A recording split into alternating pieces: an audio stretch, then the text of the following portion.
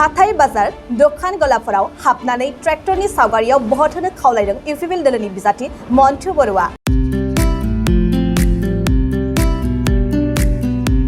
फैगौ 8 जुनाव खुंजागोन कक्लाबारि बियाबाव उफ्रा बिसायख'थि।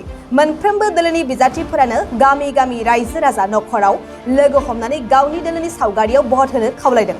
बेबायदि समावनो दिनै कक्लाबारि बियाबनि राबां बर' बाजार हाथाइसालियाव इउपिपिएल दोलोनि बिजाथि मन्टु बर'आ दखान गलादार गासैखौबो लोगो हमनानै ट्रेक्टरनि सावगारियाव बहत होनो खावलायदों।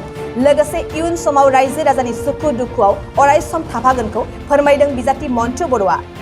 आं जि समनिफ्राय केम्पिं खालामनो मोनदों बै समनिफ्रायनो हाथाय बाजार सक न'खर न'खर थांनानै जेरावबो थांनानै आं भटखौ बिहैदो जाहाथे फैगौ 8 जुनाव बयबो आंखौ ट्रेक्टराव भट होनानै देरहाहोनो हायो।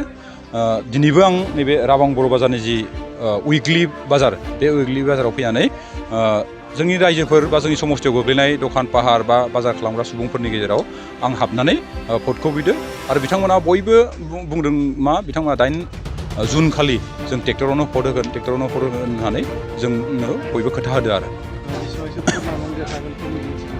बेसेबांसो भट लानानै देरहानो हागोन बेखौ बुंनाया सम्भब नङा। अब्लाबो नाथाय आं 45,000नि सायाव भट लानानै देरहागोन होननानै आं सानो। रायजो राजाखौ बेखौनो बुंगोन बेयाव जेबो बेले बेजे साननो लागा गैया।